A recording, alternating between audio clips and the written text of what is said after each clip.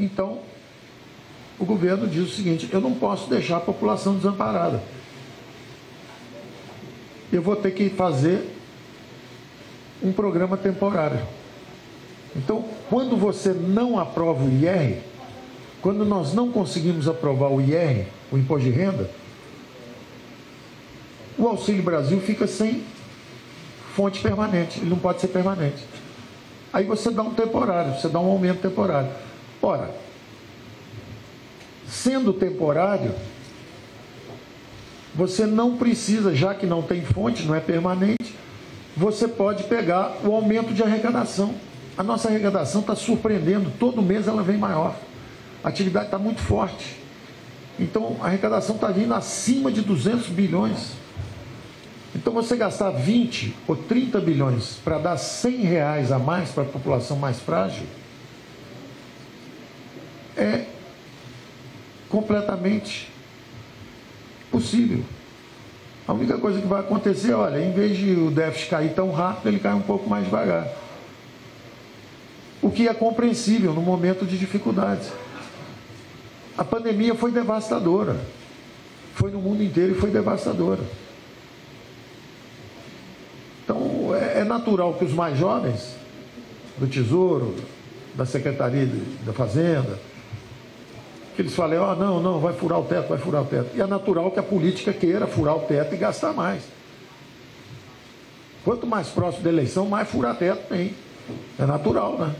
Todo mundo quer ganhar a eleição, todo mundo quer gastar um pouco. Agora, a nossa função é fazer tudo dentro da responsabilidade fiscal e não deixar isso acontecer, a não ser num episódio muito especial.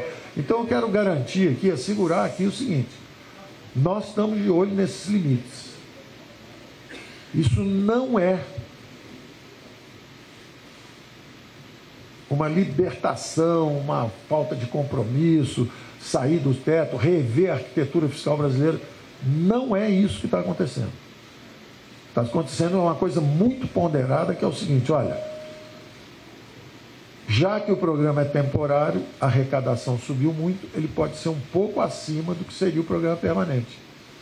Ora, tivesse a oposição ajudado, aprovado o imposto de renda no Senado, seria 300. O auxílio, de repente, seria 300.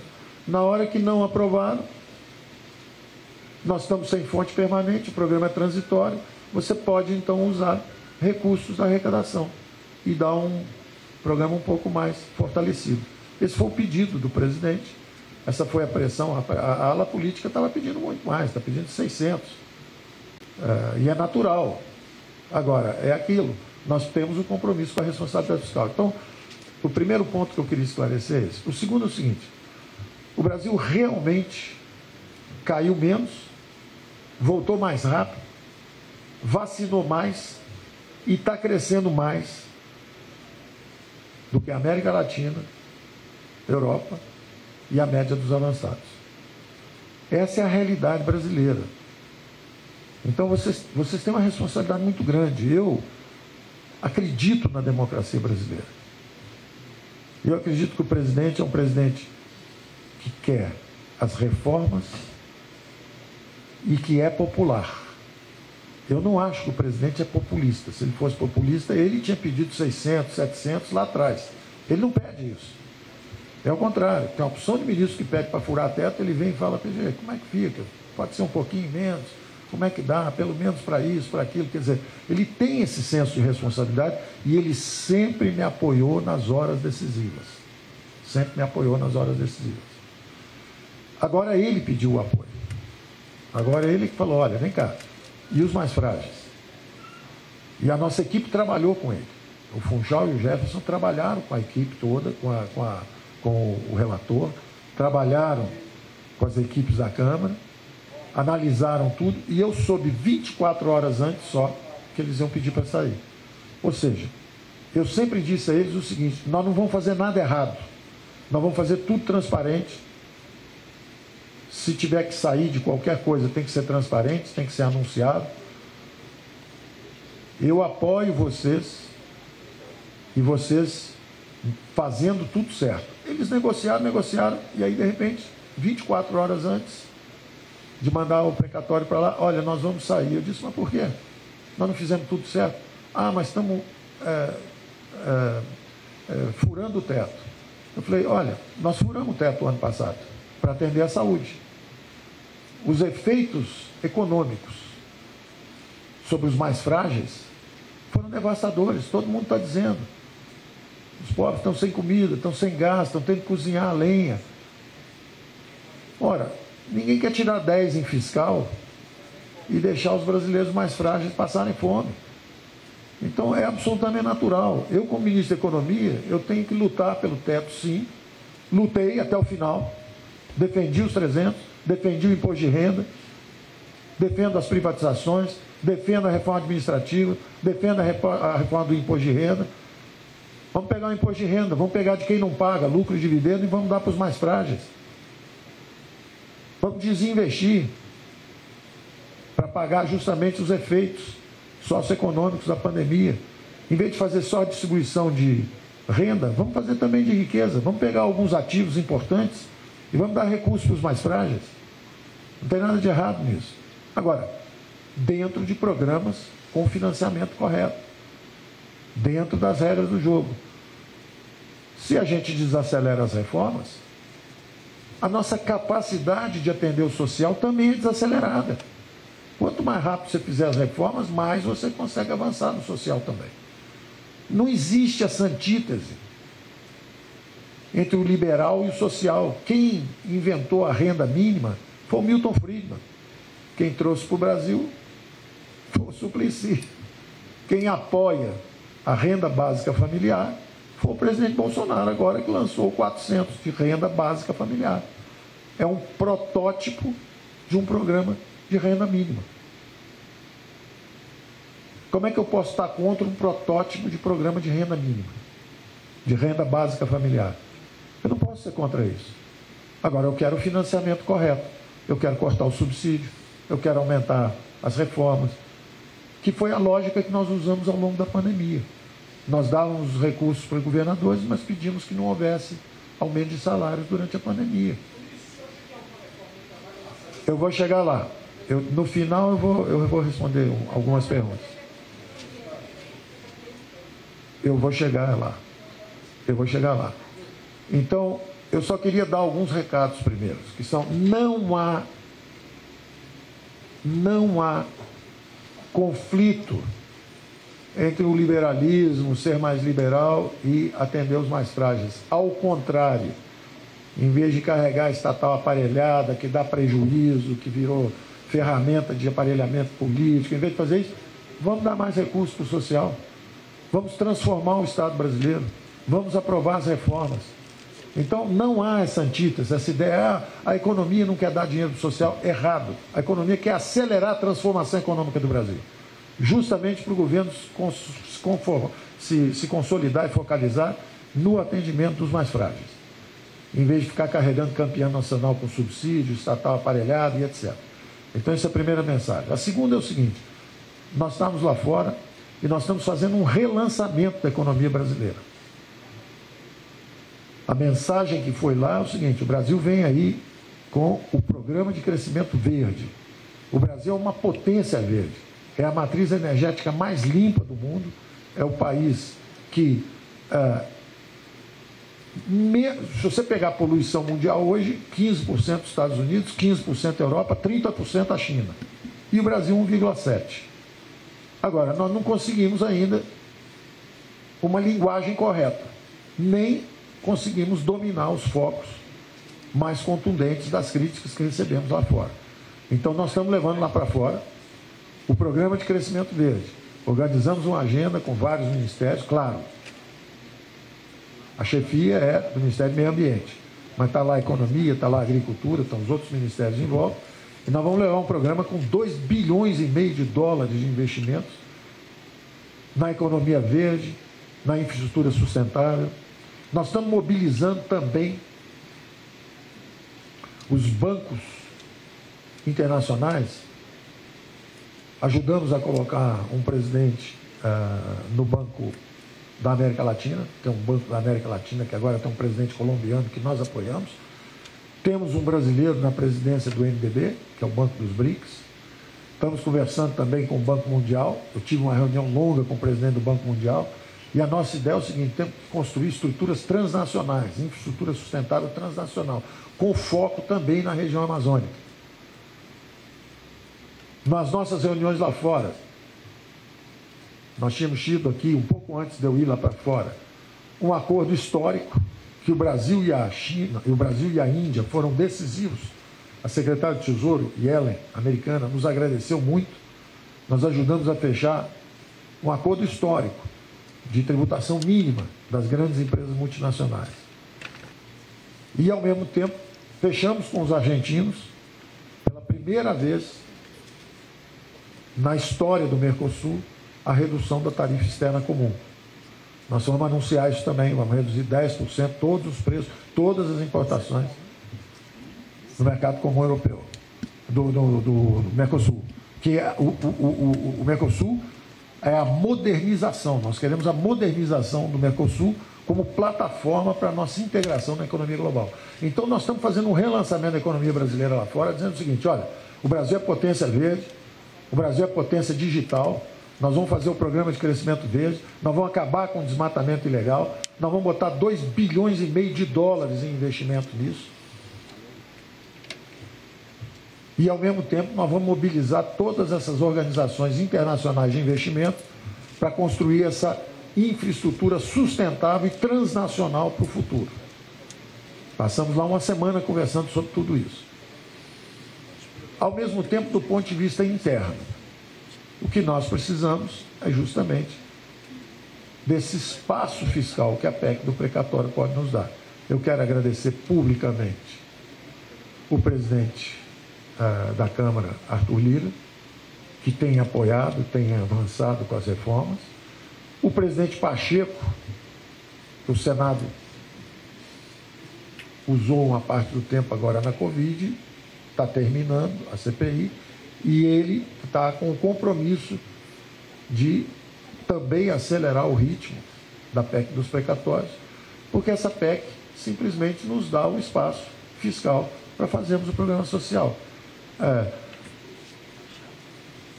Eu fico por aqui enfatizando o seguinte: não é confortável para a economia flexibilizar teto, não é confortável para a economia pedir um waiver extra-teto, mas nós estamos falando do Brasil, nós estamos falando de milhões de brasileiros desamparados, e nós temos que escolher. Nós vamos tirar 10 em fiscal e vamos tirar 0 no social, ou baixa um pouco a média do fiscal, mas aumenta um pouco a média do social. Então, não é uma irresponsabilidade fiscal, não há licença para gastar, não vai acontecer nada disso. Nós estamos exatamente com a solução que foi dada. Eu tinha sugerido cravar um número, 32, 33 bilhões, e dizer: ó, nós vamos até aqui. A sugestão que veio foi um pouco maior, mas em compensação está tudo embaixo do teto. Porque antes ia ser 32 ou 33, mas tinha um pouquinho de vacina, tinha uma dívida com família monoparental que ficou lá para trás. Agora tem um pouco mais de espaço, mas fica tudo embaixo do teto. Então nós estamos realmente... Você está muito feliz que está furando o teto? Não. Eu detesto furar teto. Eu não gosto de furar teto. Tudo isso é verdade. Agora, nós não estamos aí só para tirar 10 no fiscal. Nós somos um governo dos que menos gastaram, dos que mais gastaram, mas dos que menos impactaram a dívida. Então nós temos que ter esse senso de responsabilidade social também. Nós temos um compromisso com o fiscal e estamos muito longe de ameaçar qualquer sustentabilidade fiscal. Vocês vão ver os números vão revelar. Os números vão mostrar o que está acontecendo com as despesas, com o déficit, com o controle do... Então, eu quero deixar isso muito claro. Você fala assim: não, estão estourando tudo, a ala política venceu, agora começou a gastança. Não é esse o meu acordo com o presidente da República.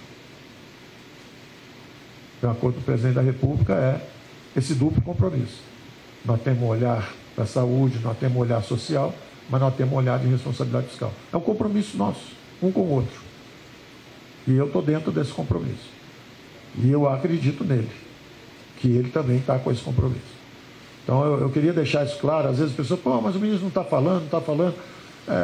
Quando eu falo, quando eu tentei dar uma explicação, falar assim, olha, o que cabe é 300, se gastou 400, vai ficar fora do teto. Pô, o ministro está dizendo que vai furar o teto, está contra a emenda, quer dizer, é o barulho. O barulho é tão ensurdecedor que às vezes eu tenho que ficar calado, para deixar todo mundo fazer bastante barulho. Acabou o barulho, eu começo a falar. Então eu estou podendo falar agora, depois da barulheira toda. Perguntas. Uma de cada vez, por favor. Tá.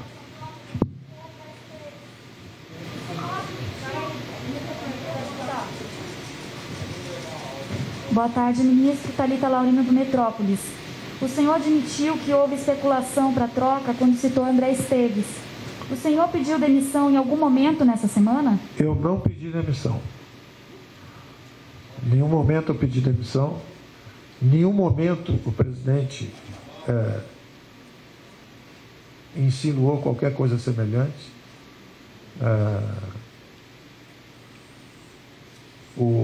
Quando eu me referi ao André Esteves, é porque eu soube que enquanto eu estava lá fora, teve uma movimentação política aqui.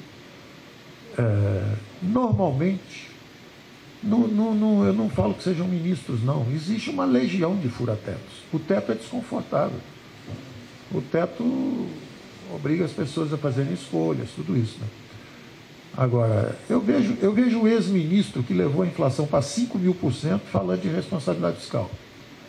Eu vejo gente que passou por aqui, deu aumento 3 anos seguidos, já antecipou 3 anos de aumento, ou seja, disparou a despesa, depois botou um teto em cima e saiu correndo, não fez reforma nenhuma, também criticando. Então, tem que ver, né? Críticas construtivas nós estamos abertos. Críticas são narrativas políticas, de gente que passou por aqui e não fez nada. Tem um outro economista também muito famoso, que serviu, ele diz, a ditadura militar, ele serviu a ditadura militar, entrou aqui com inflação de 30, saiu com 200, não fez nada no Banco Central, mas está dizendo que eu estou servindo um presidente democraticamente eleito. Está servindo, virou bolsonarista raiz, está servindo eu estou trabalhando com um presidente democraticamente eleito, bem intencionado, com bons princípios, quer fazer a coisa certa. Todos nós erramos, uma vez ou outra. E aí eu estou sendo condenado porque trabalho com um governo democrático. Eu acredito na democracia brasileira. Eu acredito na imprensa. Tem gente que está militando na imprensa, mas a maioria está buscando notícia. Eu acredito no Congresso, o Congresso é reformista. O Supremo tem nos ajudado. Eu estou errado de acreditar na democracia brasileira? Eu estou errado de não pedir demissão, porque vão gastar R$100 a mais, 30 bilhões. As despesas do governo são 1 trilhão e 500 bilhões. Nós podemos gastar 30 bilhões a mais, eu devo pedir demissão, porque nós estamos gastando 30 bilhões a mais. Porque nós vamos terminar o governo, em vez de com 17,5 de despesa, nós vamos terminar o governo com 18 ou 18,5. O primeiro governo que entrou com 19,5 vai sair com menos. Eu estou servindo a fins eleitorais, eu estou fazendo o que de errado? Então, eu peço só essa compreensão, entendeu? Boa tarde, ministro. Antônio Timóteo, repórter de O Antagonista. De maneira prática, os investidores estão falando que o Banco Central vai precisar aumentar ainda mais os juros, isso vai deprimir a economia brasileira e o PIB vai diminuir ainda pessoal. Mais. Tranquilo, pessoal. O senhor acredita que a economia ainda vai crescer em 2022? Eu acho que a economia vai crescer em 2022. Eu acho que nós já temos 544 bilhões de investimentos encomendados. Daqui até o fim do ano já vem ainda mais coisas. Estão andando. Nós acabamos de assinar, semana passada, a capitalização da Eletrobras. Acho que vai ser um sucesso, vai acontecer logo no primeiro trimestre do ano que vem. Estamos tentando andar também com Correios, estamos seguindo a nossa agenda. Seguem os leilões, vem aí os leilões do pré-sal, que ficaram para trás, vem aí também os leilões de aeroportos, de ferrovias. Nós vamos continuar trabalhando, nós vamos trabalhar até o final do governo. É um governo que trabalha até o final. Então eu acho que é possível que no ano que vem nós consigamos mais 200, 300 bilhões de investimento, de compromissos futuros de investimento. Está acontecendo diariamente. Você faz, o marco regulatório do... É importante ter isso em mente. Nós aprovamos Banco Central Independente. Você está falando de inflação e de Banco Central. Nós aprovamos o Banco Central Independente. Qual o governo que fez isso antes? Qual o governo que falou o seguinte: eu vou tratar com seriedade a questão inflacionária, independentemente do ciclo eleitoral? Ninguém fez isso antes. Aí você fala assim, bom, mas em vez de crescer 4 ou 4,5, o Brasil pode crescer 2? Sim, porque o Brasil poderia crescer 4 ano que vem. Se estivéssemos virtuosos, as reformas andando um pouco mais, a mídia um pouco mais compreensiva sobre o que está acontecendo de correto, lá fora também um pouco menos de protecionismo em relação ao nosso sucesso como potência agrícola, e eles justamente forçando um pouco na questão ambiental, que certamente nós podemos melhorar. Mas o Brasil não é o vilão da poluição mundial. O Brasil, ao contrário, nós acabamos de lançar nossa cédula verde, onde pela primeira vez nós vamos receber por preservação de serviços ambientais. Está dentro também do nosso programa de crescimento verde, que vai ser anunciado, deve ser anunciado segunda-feira que vem. Então nós estamos andando em alta velocidade.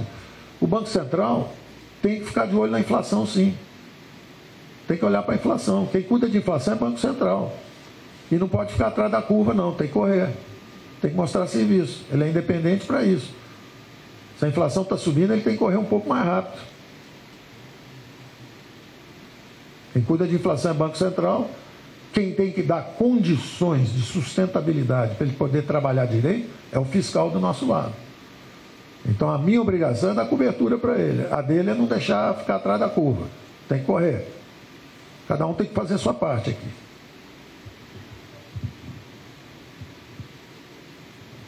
Ministro, boa tarde. André Spigariol, correspondente do The Brazilian Report.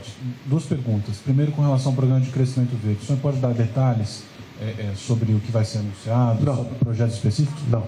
E isso é para a segunda e isso é o ministro do Meio Ambiente que vai falar. Ainda nessa questão, o senhor vai a Roma, pode adiantar com quais autoridades ou empresários o senhor pretende se reunir na Itália? Deve estar na agenda, eu mesmo não sei. Eu sei que eu vou conversar com os ministros do G20, da mesma forma que nós conversamos lá em Washington. E no programa de assistência de renda básica, no Auxílio Brasil, quando a gente falava no Renda Brasil, a gente falava numa escadinha de saída, porque era um programa permanente. Sendo um programa temporário, a gente está pensando ainda nessa escadinha para o beneficiário conseguir sair do programa? Eu acho que, sendo um programa transitório, ele adquiriu características um pouco diferentes. Ele adquiriu características de renda básica e não aquela rampa de ascensão social. Mas é coisa que nós estamos pensando ainda e possivelmente vamos reapresentar para o Senado o que já tínhamos aprovado na Câmara, que é esse olhar mais especial para a criação de emprego. Nós tínhamos um programa, cheguei a falar do BIC, do BIP, dos bônus de inclusão produtiva. Nós tínhamos um programa, infelizmente, aparentemente foi um desacerto político lá, que tinha muita gente a favor do mérito, mas houve algum desacerto lá e acabou caindo, mas nós vamos voltar com isso. Emprego é uma prioridade. Ministro Luan Cota, do Valor Econômico.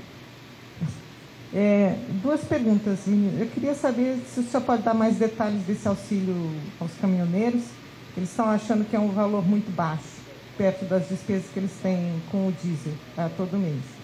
E uma segunda pergunta, se o senhor acredita que consegue ficar até o fim do governo no cargo, uma vez que houve hoje rumores que o presidente teria autorizado a ala política a procurar substitutos para o senhor. Bom, a primeira pergunta é o seguinte: a coisa mais importante é tirar a incerteza da mesa. Nós precisamos tirar a incerteza da mesa.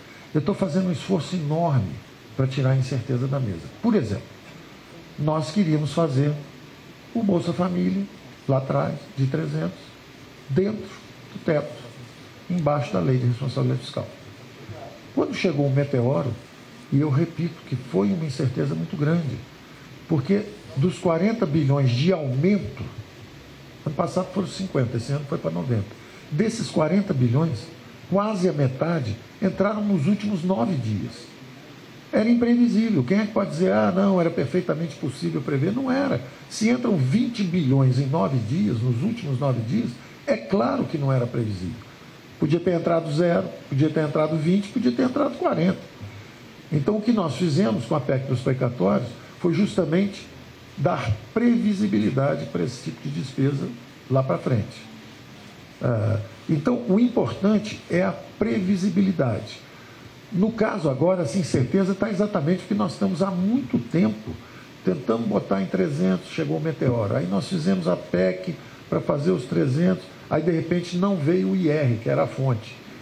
Então, isso fica uma incerteza, e é normal, que o mercado fica nervoso, porque fica falando, bom, quanto é que eles vão gastar?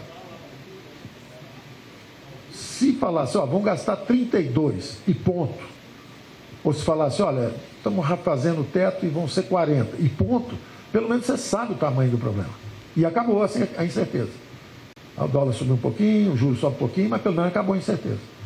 Então, no caso do caminhoneiro é igual. O caso do caminhoneiro é o seguinte, tinha gente oferecendo todo tipo de ideia estapafúrdia. Por exemplo, vamos dar um subsídio para o diesel e para a gasolina no Brasil inteiro. Ora, isso pode chegar a 100 bilhões, 150 bilhões. Você imagina, o petróleo subindo, o diesel subindo, e todo mundo vai ter subsídio para poluir agora, para usar bastante carro e ficar poluindo, e gastando 100 bilhões por ano. Não é possível. Então, o importante nisso aí é o seguinte, usou-se um número para fazer um cálculo, para dizer o seguinte, caminhoneiro pode rodar até 4 mil quilômetros, e isso pode ser, então, baixar 10% desse custo aí, pode ser R$400, e aí isso custa 3 bilhões e 700 por ano. 3 bilhões e 800 por ano, 3 bilhões e 700 por ano, são 700 e tantos mil caminhoneiros e tal. Fizeram a conta, cravaram o número e acabou. Tem que cravar esse número. Isso não pode ficar solto. Isso não pode ficar, depende se o petróleo subir, se cair, subir. Não tem mais isso. É um número e acabou. Tem que botar o número na mesa e acabou. A segunda pergunta, eu respondo como sempre. Eu vim acreditando no presidente, que tem boas intenções, no Congresso, que é reformista, e na mídia, que é entender que quando ela cometeu um equívoco na cobertura das eleições presidenciais, ela acabou perdendo credibilidade em relação às mídias sociais, que cobriram menor o fenômeno da eleição. E eu estou esperando que todo mundo mantenha as posições originais. Eu acredito na democracia brasileira, eu acho que o presidente me apoia, eu acho que o presidente quer fazer as reformas, eu acho que a mídia entende a importância da democracia e apoia as reformas corretas. Eu acho que o Supremo entende a importância dele de aprovar as coisas certas. Eu acredito na democracia brasileira. Ponto. Os militantes vão dizer assim, ele é bolsonarista raiz porque ele está ajudando um presidente que foi eleito com 60 milhões de votos. Eu estou fazendo alguma irresponsabilidade fiscal? Mas você mudou o teto. Algum de vocês é contra ter os R$400 para os mais frágeis? Mas devia ter sido feito.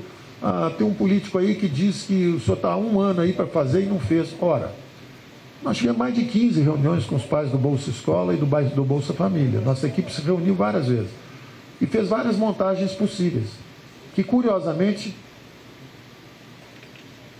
o mesmo político que hoje critica que a gente não entregou é o político que inviabilizou.